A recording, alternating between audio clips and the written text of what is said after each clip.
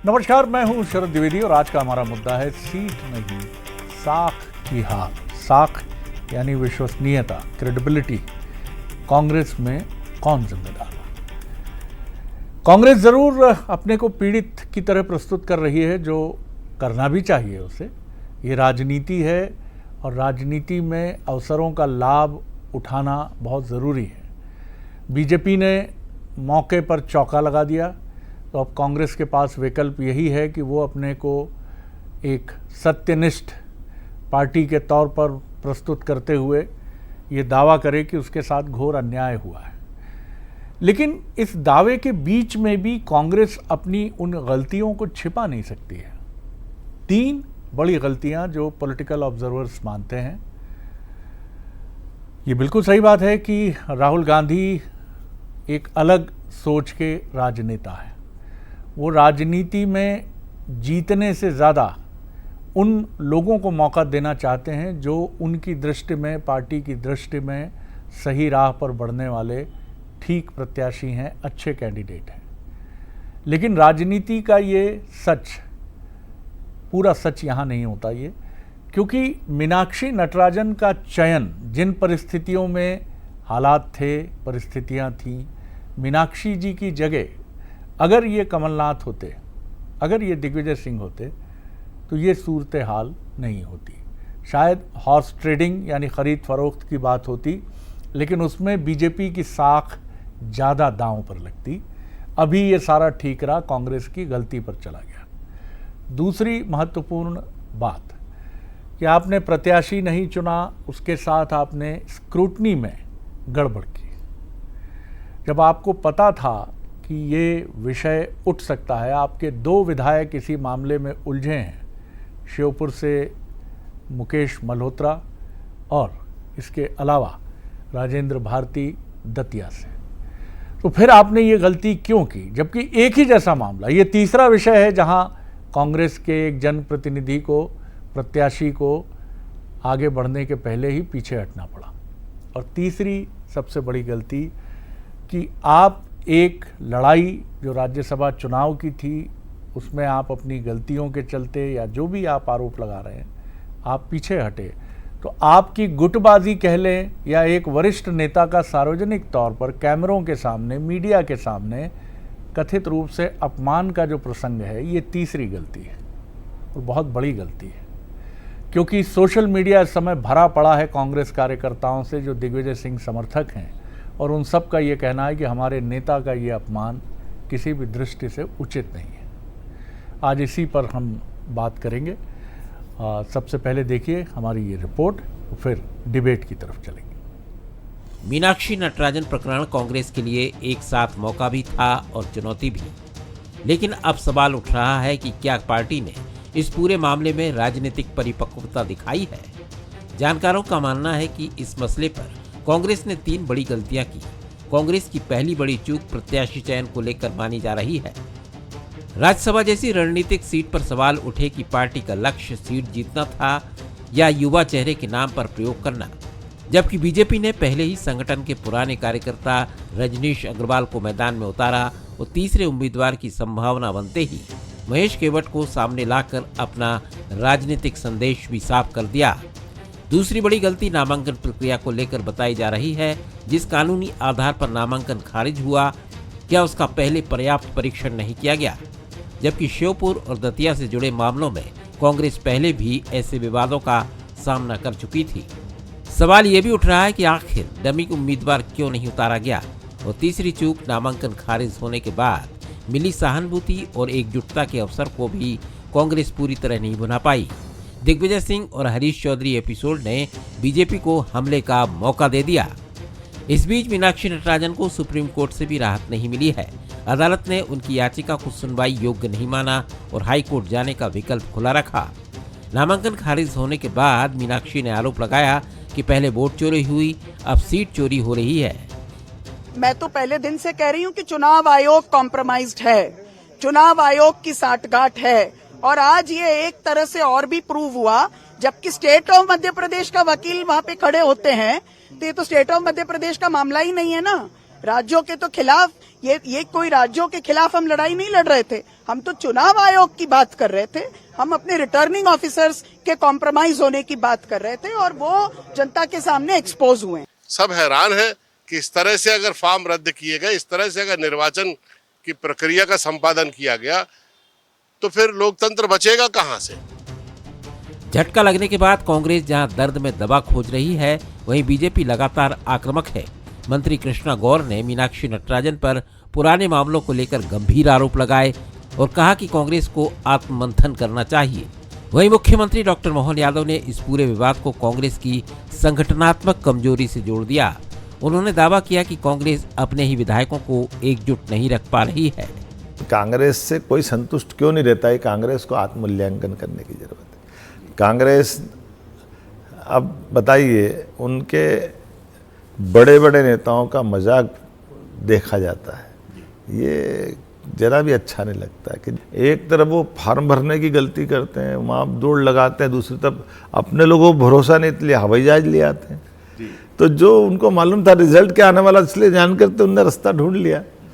तो अब हम क्या कर सके, नाच न जाने आंगन टेढ़ा। अगर इस केस के बारे में कांग्रेस की प्रत्याशी ये कहती है कि मुझे कोई जानकारी नहीं, या कांग्रेस पार्टी ये कहती है कि हमें कोई जानकारी नहीं थी, तो ये सरासर झूठ है। क्योंकि 17 सितंबर 2025 को कोर्ट ने समन जारी किया और 24 अक्टूबर 2025 को सुश्री मीनाक्षी नटराजन ने कोर्ट में अपना पक्ष प्रस्तुत किया। कांग्रेस ने इस पूरे मामले को लोकतंत्र और विपक्ष की आवाज दबाने से जोड़ते हुए दिल्ली में बड़ा प्रदर्शन किया। हरीश चौधरी, जीतू पटवारी समेत कई वरिष्ठ नेताओं ने विरोध जताया। राष्ट्रपति से मुलाकात का समय नहीं मिलने के बाद कांग्रेस नेताओं ने प्रदर्शन किया और आरोप लगाया कि विपक्ष की एकजुटता से सत्ता पक्ष घबराया हुआ है। लेकिन राजनीतिक विश्लेषकों की नजर अब एक बड़े सवाल पर है। राहुल गांधी की रणनीति दक्षिण भारत में कई जगह असर दिखाती नजर आती है, लेकिन हिंदी पट्टी में वही संगठनात्मक अनुशासन और सामूहिक प्रतिबद्धता बार बार कमजोर क्यों नजर आती है?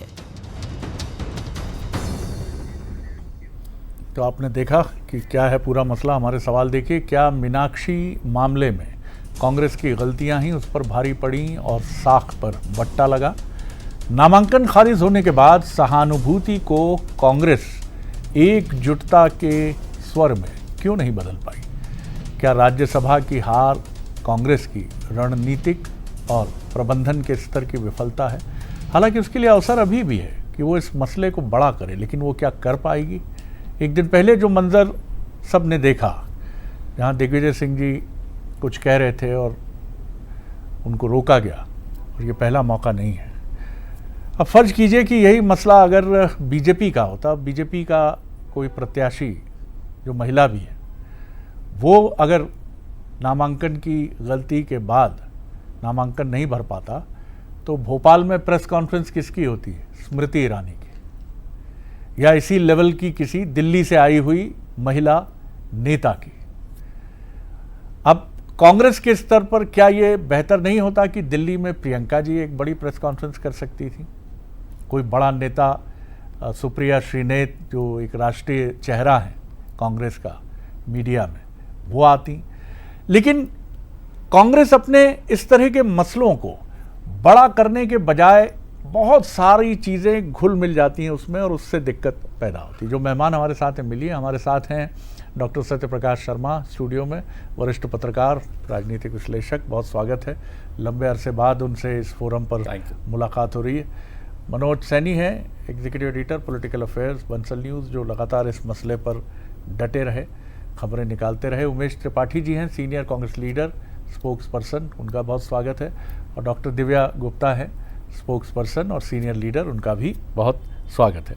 सत्यप्रकाश जी, कैसे देखते हैं आप पूरे मसले को? क्या गलतियां हुई और क्या अभी भी आपको लगता है कि कांग्रेस इसे सहानुभूति की लहर के तौर पर अपने पक्ष में ला सकती है, या आपको लगता है कि चूक हो गई, गाड़ी स्टेशन छोड़ चुकी है? देखिए, मौका तो था, मामला महिला का था, डेमोक्रेसी पर एक सवाल उठाने का था। लेकिन जब सुप्रीम कोर्ट ने इस पूरे प्रोसीजर को आर्टिकल 229 का जो हवाला दिया है, उससे स्पष्ट कर दिया है कि उसमें इंटरवीन सुप्रीम कोर्ट नहीं कर सकता जो प्रोसीडिंग है, लेकिन हाँ उनको एक नया रास्ता जरूर कि वो इलेक्शन पिटीशन में जा सकती हैं। साथ ही एक चीज़ और रिलीफ दिया है कि इस मुद्दे को अपनी पिटीशन में फाइल कर सकती हैं। लेकिन पॉलिटिकली अगर हम सोचते हैं तो पॉलिटिकली ये जो मामला था वो कहीं ना कहीं कांग्रेस का, मध्य प्रदेश का जो मैनेजमेंट था उसकी एक चूक तो है। हालांकि वो क्रिमिनल केस नहीं है, क्योंकि जो BNSS की जो धारा 223 है उसमें ये रिलीफ दिया गया है कि अगर प्राइवेट कंप्लेंट है और उसमें डायरेक्ट कॉग्निजेंस कोर्ट नहीं ले सकता। पहले 200 जो सेक्शन था CRPC का, तो उसमें डायरेक्ट कॉग्निजेंस होता था। लेकिन ये सब चीज इंपॉर्टेंट नहीं, इंपॉर्टेंट ये है कि वो कॉलम मेंशन क्यों नहीं किया, क्रॉस करते, निरंक लिखते, कुछ तो लिखते, ये कहीं ना कहीं उनके लिए। लेकिन मुझे लगता है कि national party, oldest party of the country में एक ऐसा कोई लीगल एक्सपर्ट नहीं था क्या? धनोपिया जो यहाँ मध्य प्रदेश में उसको देखते हैं लीगल अफेयर्स को, क्या उन्होंने इस चीज़ पर कितने फॉर्म भरवाए होंगे, या मध्य प्रदेश में दिग्विजय सिंह जी ने कितने फॉर्म भरवाए होंगे? वो लोग क्या देखते रहे कि ये मुद्दा बन सकता है? लेकिन आपने बहुत अच्छा सवाल किया है। मैं फिर कहूँगा, कांग्रेस के पास पूरे देश की सिंपैथी लेने का महिला के मामले में और चुनाव प्रक्रिया पर सवाल उठाने का एक बड़ा मौका था। आपने बहुत अच्छा कहा कि प्रियंका को कहीं ना कहीं इस बीच में आना चाहिए था। देश का बड़ा चेहरा है, कांग्रेस का बड़ा चेहरा है, लोग अट्रैक्ट भी होते हैं। ऐसे में वो इस इशू पर क्यों नहीं बोली, ये सवाल कांग्रेस पर खड़ा होता है। जी बिल्कुल डॉक्टर साहब, आपने ठीक कहा है। और ये कांग्रेस की तुलना में बीजेपी राज्यों में भी जिस तरह अपना रेस्क्यू भेजती है, करीब करीब 10 से ज़्यादा बार केंद्रीय गृह मंत्री नक्सल समस्या के समाप्ति के लिए जो डेडलाइन तय की थी वो छत्तीसगढ़, स्पेशली बस्तर गए।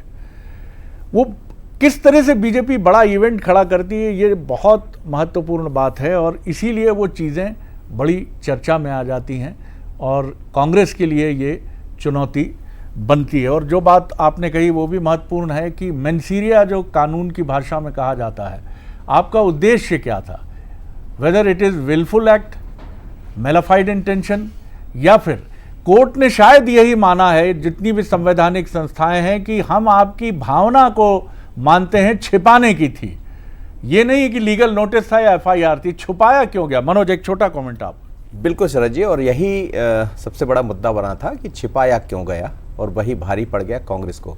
देखिए, अब ये तो राजनीतिक या कोर्ट की बात हो गई, ये अब चलता रहेगा मसला। यदि वो हाई कोर्ट चाहते हैं तो फिर उस पर सुनवाई होगी, दलीलें आती रहेंगी, साक्ष्य प्रस्तुत होते रहेंगे। लेकिन होना जाना क्या है, आप और हम बहुत सारे केसेस में देख चुके हैं। आगे क्या अब सबसे बड़ा नुकसान ये है कि कार्यकर्ता का नुकसान हो गया। वो कार्यकर्ता जो ऊर्जा से लवरेज नजर आ रहा था कांग्रेस के भीतर, की एक उम्मीद जगी थी कि चलिए ठीक चल रहा है, कम से कम कांग्रेस कुछ आंदोलन की जो पार्टी है वो आंदोलन करते नजर आ रही है। लेकिन इस मसले ने नया एक उनके भीतर डर बैठा दिया कि हमारे नेता कुछ करते ही नहीं है, करने ही नहीं चाहते, हमारे पास आई हुई सीट। देखिए, वो जो चुनाव होंगे 28-29 के, उसमें तो आपको मैदान में जाना पड़ेगा। यहाँ मैदान में नहीं जाना था, यहाँ तो सिर्फ आपकी जागरूकता का आपको परिचय देना था और आपकी कैंडिडेट वहाँ तक पहुँच जाती। पर बहुत सारे सवाल कांग्रेस के कार्यकर्ताओं के भीतर है, ये दुखद है। अच्छा लगता 28 के चुनाव में एक अलग तरह की कांग्रेस दिखाई देती। मुझे लगता फिर से तैयारी करना पड़ेगा। पर बीजेपी को बड़ा मौका मिल गया है बताने के लिए, जताने के लिए। जहाँ तक महिला की बात हो रही है तो बीजेपी ने आज से रास्ता निकाल लिया, इसलिए कृष्णा गौर सामने आई और महिला वर्सेस महिला कल से आपको दिखाई देगा। बिल्कुल। त्रिपाठी साहब, आपकी तरफ आ रहा हूँ मैं।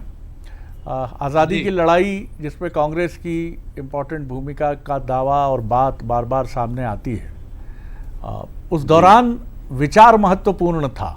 जिस तरह भारतीय जनता पार्टी में विचार की बात की जाती है, बहुत नामचीन क्रांतिकारी इन सबको पूरा देश और हम जानते हैं, लेकिन उससे कहीं बहुत बड़ी संख्या में ऐसे अनजान क्रांतिकारी थे जो कहाँ, जिन्होंने अपने प्राणों की आहुति दी, किन परिस्थितियों में दी, कोई नहीं जानता।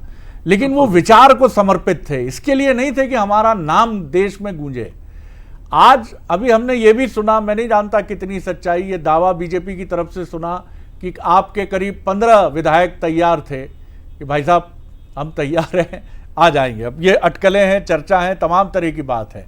लेकिन ये बार बार प्रूव हुआ है कि विचार आज के दौर में संकट में है। चाहे वो टीएमसी की बात करूं, कांग्रेस की बात करूं, या समाजवादी पार्टी की बात करूं या बहुजन समाज पार्टी की बात करूं, ये विचार कांग्रेस को परेशान कर रहा। विचार के प्रति आपकी जो लगाव, अटैचमेंट, आसक्ति है, कमजोर कैसे होती चली जा रही सर?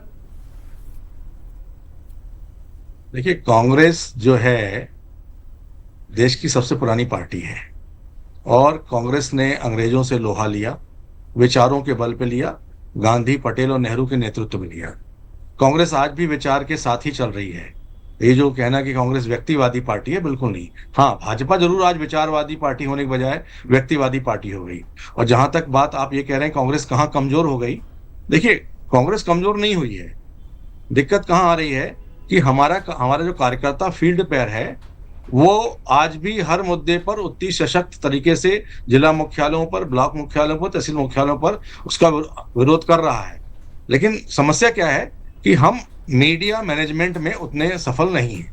और देखिए, आज आप चाहे इसको सच कहें, अच्छा कहें, बुरा कहें, ये गणेश शंकर विद्यार्थी और मैं बाकी नाम लेना नहीं चाहता हूं, उस जमाने का मीडिया नहीं है।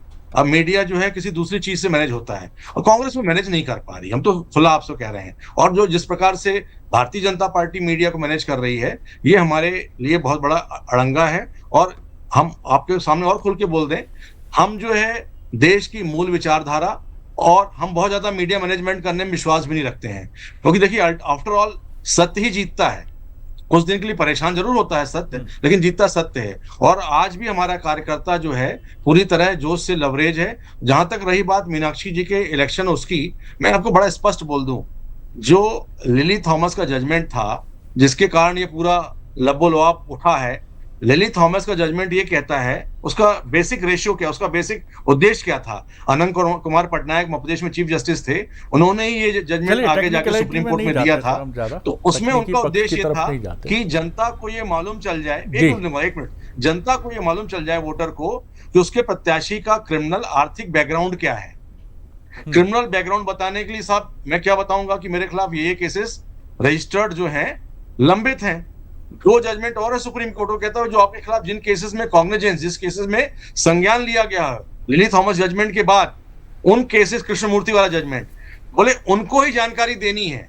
यहां पूरी तरह देखिए, जो सुप्रीम कोर्ट में डिसमिस हुई वो आर्टिकल 329 के कारण डिसमिस की गई कि भाई ये election, supreme court, any court can not interfere, ये इलेक्शन पिटीशन मैटर होगा, वो मेरिट बेस पे नहीं हुआ। लेकिन जिस प्रकार से रिटर्निंग ऑफिसर ने खारिज किया है, ये चीज जो है लिली थॉमस जजमेंट के खिलाफ है। और ये कभी नहीं कहा गया था कि जो केस रजिस्टर्ड भी ना हो उसके बारे में बताइए। गलतियां जो हुई हैं उन पर भी कांग्रेस को विचार तो करना पड़ेगा। दिव्या जी, आपने सारी बात सुनी, कंक्लूडिंग एक सारी चीजों को समेटते हुए आपकी टिप्पणी जी। पहली बात तो शरद जी ये कि आपके चैनल पर बैठकर आप ही के सामने आप जैसे वरिष्ठ और मनोज जी जैसे वरिष्ठ लोगों पर उंगली उठा दी कि उनकी क्रेडिबिलिटी को आपने क्वेश्चन मार्क के अंदर डाल दिया। उमेश जी, ये तो मुझे शायद मुझे बर्दाश्त नहीं हो पाएगा, सम्मान नहीं करता हूं, क्योंकि मैं इन दोनों को वर्षों से जानती हूँ और मुझे मालूम है कि सर कह रहा है जसमीन, मैं वर्षों से जानती हूँ, मुझे इन दोनों की क्रेडिबिलिटी पर कहीं कोई संशय और कोई शक नहीं।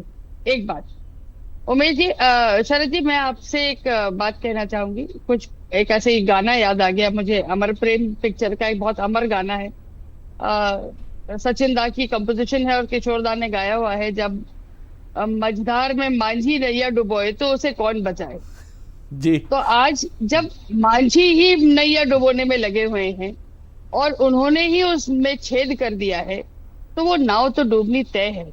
और ये बात इसलिए तय है क्योंकि जो केस शायद सर्वविदित ना था, उसमें कोई एक उड़ता हुआ पंछी आता है और वो पेपर देके चला जाता है। ये आप और हम दोनों जानते हैं कि कौन पंछी आया और किसने पेपर पकड़ाया और कहाँ चला गया। दूसरी बहुत छोटी बात यह है कि आपको और मुझको ये बोलने में क्या जा रहा है कि मामला सब जुडिस है, कैसा भी हो, किसी भी तरह का हो। और मीनाक्षी जी स्वयं ज्ञाता है, केंद्र में मंत्री रही हैं, एक्सपीरियंस पर्सन है, तो फॉर्म भरना तो पहली बार तो ना भर रही होंगी, ये भी तय बात है। और इतने तनख्वाह जैसे बड़े बड़े लोग, सिब्बल जैसे बड़े बड़े लोग, क्या वो आके नहीं देख सकते कि क्या फॉर्म भरा जा रहा है? तो आपके ही साथी जब आपका ही साथ देने में अपना मुंह फेर लेते हो, तो मीनाक्षी जी मेरी सांत्वना आपके साथ है। मुझे मालूम है कि महिला होने के नाते महिलाओं की क्या कदर थी जब इन सब लोगों ने आपके ऊपर क्या छीटाकशी करी थी, ये हम सब ने देखा है और हम सब इसके साक्षी रहे हैं। रही बात आपकी कि क्या वहां दिल्ली में प्रियंका जी प्रेस कॉन्फ्रेंस ले सकती थी, सर एक छोटी सी बात मैं ये कहना चाहूंगी कि ये मान के चलिए, चाहे ये राहुल जी माने, चाहे प्रियंका जी माने या ना माने, कांग्रेस का कार्यकर्ता माने या ना माने, लेकिन भीतर से ये भी दो गुट है जहाँ पे एक दूसरे से भाई बहन दोनों आपस में एक दूसरे के साथ खड़े दिखाई नहीं देते। जी, मैं सोच तो रहा था कि क्या बोलूं इस पर, लेकिन आपने कहा तो मैं बहुत विनम्रता से ये बात कहूँगा कि 1975 में मीडिया की आवाज़ बंद कर दी गई थी। उसका क्या फ़ायदा हुआ? या तो मीडिया के मुंह में सोना भर दिया जाता है या फिर उसे कारागार में बंद कर दिया जाता है। पूरी दुनिया में यही दो चीज़ें मानी जाती हैं। और इन दोनों चीज़ों के बाद भी क्या नाजी जो मंत्री थे गोएबल्स, वो हवाई जहाज़ से ये पर्चे गिरवाते थे सेकेंड वर्ल्ड वॉर के टाइम की मित्र देशों की सेनाएं पीछे छूट गईं और जर्मनी जो है लगातार आगे बढ़ रहा है। क्या हुआ? मीडिया एक टूल है। ये मत कहिए कि मीडिया के कंधे पर बैठकर सरकारें बन जाए, तो ये लोकतंत्र का अपमान है पूरी दुनिया में। मीडिया सिर्फ एक टूल है, एक उपकरण है। अगर ऐसा होता तो हम लोग या तो सोने से तौल दिए गए होते या कारागार के बंदी होते, अंडरवर्ल्ड हमको कहीं ले जाता कि भैया ले जाओ मीडिया हाउसेस को और इनको नियंत्रित करो। ऐसा नहीं हो सकता है। हाँ, प्रयास चलते हैं, इसमें कोई शक नहीं है। एक छोटी टिप्पणी डॉक्टर साहब आपकी। जी देखिए, आपने टूल कहा, मैं ये कहूँगा कि media is the medium for propaganda. जैसे वर्ल्ड वॉर सेकंड का आपने जिक्र किया, तो मैं कहूँगा कि प्रोपेगेंडा वहीं से आया। मीडिया किसी के प्रोपेगेंडा को प्रमोट कर सकता है, बूस्टअप कर सकता है, लेकिन आप सोचो कि मीडिया हमेशा एक जैसा ही रहे, ये तो संभव नहीं है। अगर ऐसा होता तो आप इस चैनल पे भी नहीं आए होते, कोई पार्टी के स्पोक्स पर्सन। देखिए, कहने का तात्पर्य यह है कि मीडिया तो कहीं ना कहीं सुर्खियां बटोरने का काम तो करेगा, क्योंकि उसका ज़्यादा तक उसको लोग पहुंचाए। बिल्कुल सही। लेकिन मेरा ये कहने का तात्पर्य है कि कांग्रेस मौका मिला। मैं सबसे पहले गलती मीनाक्षी जी की मानूंगा कि वो 2 या 3 बार चुनाव लड़ी हैं। क्या उनको अपना पर्चा खुद नहीं देखना चाहिए था? मैं ये मान के चलता हूं। देखिए, आप ये मत सोचिए, सुप्रीम कोर्ट ने जो उनके प्ली को रिजेक्ट किया, उसका तात्पर्य ये नहीं है कि वो गलत थी। गलत नहीं थी, उन्होंने जो खाली छोड़ा वो गलत था, क्योंकि आर्टिकल 229 के अनुसार वो प्रोसीडिंग को रोक नहीं सकते थे जी सुप्रीम कोर्ट, इसलिए उन्होंने डिसमिस किया है। लेकिन हाँ, उसमें एक महत्वपूर्ण चीज है, शायद कांग्रेस के प्रवक्ता ना है, उसमें एसआर लिखा है, नॉट एमएस और एमसी, यानी कि मिसलेनियस केस या मिसलेनियस पिटीशन नहीं है, वो केवल एक सीरियल रजिस्टर था। तो मैं ये नहीं मानता कि वो गलती थी, लेकिन उसको बताना चाहिए था कि किसी कोर्ट से अगर इशू हुआ था, कांग्रेस ने कहीं ना कहीं एक अच्छी खासी साख बनती हुई। बोलिए त्रिपाठी साहब, बोलिए। बिल्कुल, बहुत आपने मुद्दे की बात रखी है डॉक्टर साहब सत्यप्रकाश जी। जी त्रिपाठी साहब। कि मैं सत्यप्रकाश जी की बात का इसलिए खंडन करता हूं कि 2015 के सुप्रीम कोर्ट के जजमेंट में कहा गया है, यदि कोई केस का कॉग्निजेंस नहीं लिया गया है तो उस केस को इलेक्शन फॉर्म में बताने की आवश्यकता नहीं है। तो सुप्रीम कोर्ट ये कह रहा है, और लेटेस्ट अभी 2024 में कर्नाटका के जजमेंट में हुआ। खैर, अपन इस लीगल लिटिगेशन में ना जाके मैं सिर्फ इतना कहूंगा, लिली थॉमस का ऑब्जेक्ट ये था कि आम जनता को उसके कैंडिडेट के बारे में जानकारी हो। और मैं वही विनम्रता से दोबारा रिपीट करूंगा, देखिए बात 75 की गई है, मैं बंसल न्यूज का बड़ा सम्मान करता हूं, लेकिन जो पत्रकार, देखिए मैं भी कुछ अनुभव रखता हूं, प्रभाष जोशी जी हो चाहे राम बहादुर राय हो, उनके साथ थोड़ा बहुत काम करने का अनुभव है मेरे को। लेकिन पत्रकार वो होता है जो समाज की दिशा बदल देता है। बड़ी विनम्रता के साथ इस पत्रकारों को मैं ससम्मान बोलना चाहता हूं। जिस प्रकार से आज मीडिया का माहौल है, मैं बंसल न्यूज को पुनः बोल रहा हूं सम्मान करते हुए, बंसल न्यूज की कोई टिप्पणी नहीं कर रहा हूं, ये बहुत खेदजनक है। और आज नैरेटिव क्या बनाया जा रहा है कि मीनाक्षी ने फॉर्म गलत किया। नो, सुप्रीम कोर्ट ने ऐसा नहीं कहा। सुप्रीम कोर्ट ने कहा कि इलेक्शन पिटीशन में आप ये बात उठाइए, क्योंकि हमें जुरिडिक्शन नहीं है 329 आर्टिकल में आपकी इस बात को देखने का। कंक्लूडिंग रिमार्क जी। मुझे लगता है उमेश जी थोड़ा सा डाइवर्ट कर रहे हैं इशू को। आप अपनी थोड़ी सी जो आत्मचिंतन करें, आत्मविलोकन करें, तो आप मानेंगे स्टेप वाइज गलतियां हुई हैं। सिर्फ एक गलती नहीं है, स्टेप वाइज गलतियां हुई हैं। फॉर्म भरने में गलती हुई, किसी का साथ न देने में गलती हुई, पर्चा दिखाने में गलती हुई। आप लोगों ने रिटर्निंग ऑफिसर और इलेक्शन कमीशन पे चले गए, जबकि आपको सीधे कोर्ट जाना चाहिए था। फिर आपने जाने में सुप्रीम कोर्ट जाने देरी करी। जी। बहुत सारी सीरियल मिस्टेक्स हैं जी हाँ, और वो जी हाँ। सीरियल मिस्टेक्स का खामियाजा कांग्रेस लंबे समय तक भुगतेगी। 10 सेकंड मनोज, 10 सेकंड। मैं तो एक ही लाइन में इसको खत्म करूंगा कि मीडिया की बात ना करें। मीडिया, क्योंकि आजकल एक मीडिया नहीं है, हम तो है ही मीडिया में, पर हर हाथ में एक मीडिया है, मोबाइल है, तो आप जो बोलेंगे, जो दिखाएंगे, वो जनता तक बहुत आसानी से पहुंच जाएगा, वो बीजेपी का हो या कांग्रेस का। हम यदि आरोप लगता है कि आप हमको छिपा भी सकते हैं, आपको ऐसा लगता है, पर अब कुछ छिपने वाला नहीं, अब तो सब बाहर आने वाला। एक ही लाइन है कि अब पछताए होत क्या जब चिड़िया चिग गई खेत, काम करना पड़ेगा। बिल्कुल। और त्रिपाठी साहब, हर युग में सत्य को छिपाने की कोशिश हुई है। बाबा तुलसीदास जी ने जब रामचरितमानस लिखा तो कहा जाता है काशी के तमाम संस्कृत निष्ठ विद्वान एकमत हो गए कि अवधि में ये क्यों लिख रहा है, ये तो गंवारपन है। और खुद कहा जाता है कि महादेव को सामने आना पड़ा, सबसे नीचे रखा गया रामचरितमानस को, उसके ऊपर एक के बाद एक ग्रंथ, उपनिषद, तमाम चीजें रखते चले गए, लेकिन सुबह जब मंदिर खुला तो सबसे ऊपर रामचरितमानस था। सत्य को आप कितना पीछे धकेलेंगे, आप नहीं धकेल सकते हैं। तो ये तय मानिए कि आपके सच की आंच जितनी प्रबल होगी, जितनी तीव्र होगी, विचार के प्रति जितना गहन भाव आपके भीतर होगा और जितनी आक्रामकता से आप अपने विचार को लेकर लड़ेंगे, बीजेपी इसका उदाहरण है। आप उसके राजनीतिक चरित्र और उसके स्वरूप पर टीका टिप्पणी कर सकते हैं, लेकिन जिस विचार को आत्मसात करके वो बढ़ी है आगे, जो संघ की गोद में पला और बढ़ा है, आप उससे मुंह नहीं मोड़ सकते हैं। बहुत शुक्रिया आप सभी मेहमानों का। और आगे देखिए मध्य प्रदेश के मुख्यमंत्री डॉक्टर मोहन यादव के साथ बंसल न्यूज़ की एक्सक्लूसिव बातचीत।